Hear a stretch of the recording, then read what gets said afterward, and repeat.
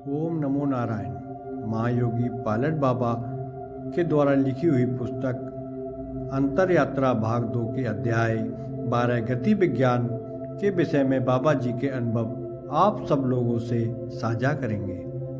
पिछले वीडियो में हमने गति विज्ञान का पहला भाग आप लोगों से साझा किया था, जिसमें बाबा जी ने कहा था मनुष्यों ने बहुत से जानवरों को अपने मार्ग पर डाल दिया है।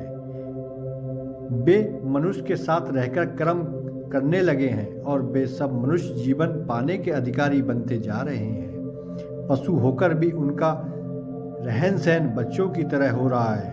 उनका पालन पोषण बच्चों जैसा ही किया जाता है, इसलिए उनका प्रारब्ध कर्म तो बनेगा ही। इसी विषय में आगे हम बाबा जी के अनुभव साझा कर रहे हैं। बाबा जी कहते हैं, अगर उन कुत्तों को बेटा बेटी बनाकर अपने बिस्तरों में सुलाएंगे, अपने लिए अच्छे अच्छे कपड़े खरीदेंगे, उन्हें बाथटब में स्नान करवाएंगे, उन्हें शैम्पू तथा सुगंध लगाएंगे,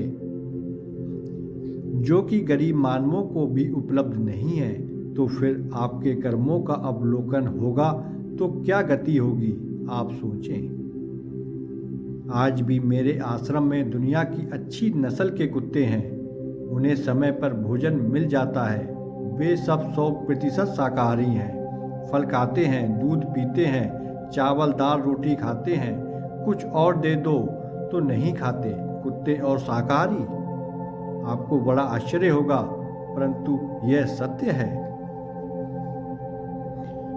दुनिया के हर उन जानवर प्रेमियों से मेरा कहना है कि मानव देह के कर्तव्यों को भुलाकर ऐसे मत खो जाएं कि मरते वक्त प्रायश्चित करना पड़े।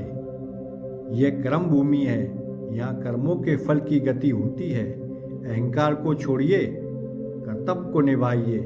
मानव होकर संपूर्ण मानवता से प्रेम करते हुए पशु पक्षियों की भी सुरक्षा करें। उनके प्रेम में फंसकर अपने जीवन की अगली गति को ना बिगाड़ें। जापान में, अमेरिका में, फ्रांस में तथा अनेकों देशों में देखा, पति से प्रेम नहीं है। बेटा बेटी पता नहीं क्या कर रहे हैं, पर कुत्ते या बिल्ली से ज़्यादा प्रेम है। लड़के लड़कियों को अच्छा खाना मिलता है कि नहीं, यह पता नहीं। पति या पत्नी, बेटा या बेटी कब घर आए, सब चले गए पता नहीं।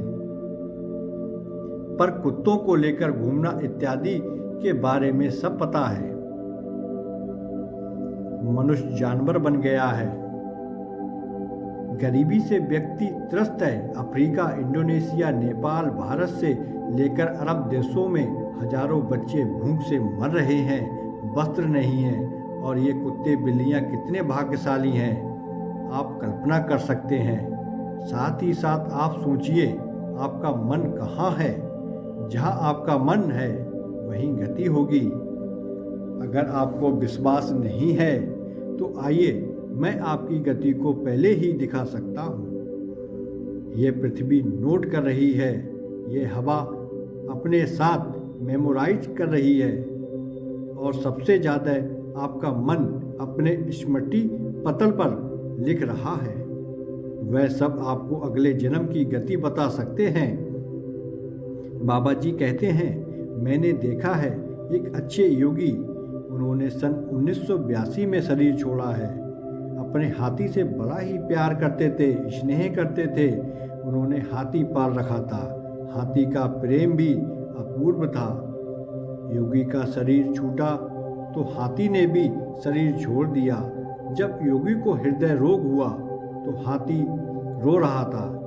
मैं अनेकों बार उस योगी को याद दिलाता था, याद रखना, यह हाथी से लगाव तुम्हारे मोक्ष द्वार को खोलने में बाधक होगा। परंतु वे मुस्कुराकर रह जाते। योगी समाधिस्थ नहीं हो पाए। हृदय रोग के कारण शरीर छूटा। आज दोनों एक साथ, दोनों पुनः महात्मा बने और पुनः मोक्ष द्वार को खोलने के प्रयत्न में लगे हुए हैं।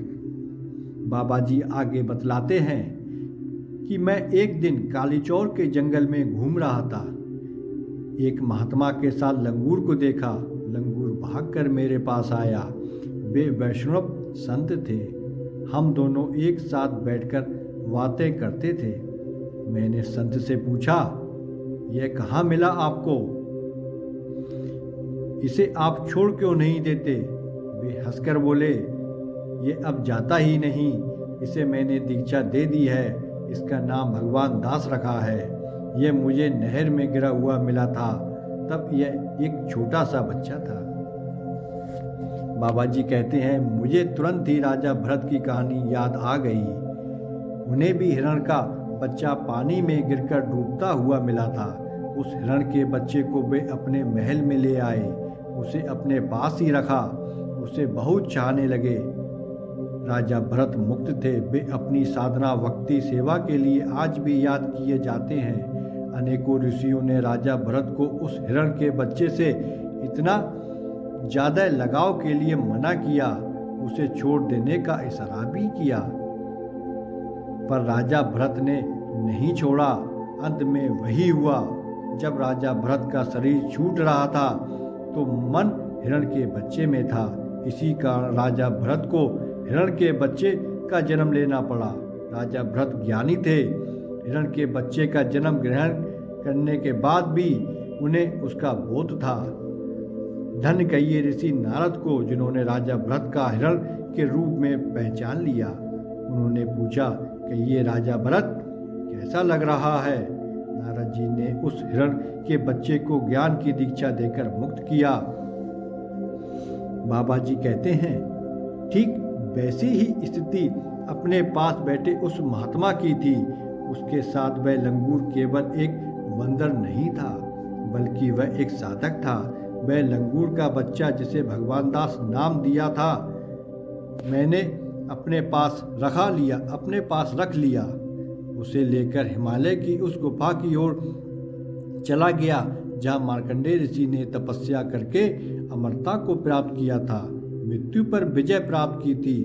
वह उस स्थान पर ले जाकर उस लंगूर भगवान दास को मुक्त कर दिया। वह लंगूर वैसा ही कहने लगा था जैसा एक साधक मनुष्य करता है। आज भी उसकी समाधि काठगोदाम रेलवे स्टेशन के पीछे मंदिर के प्रांगण में बनी हुई है।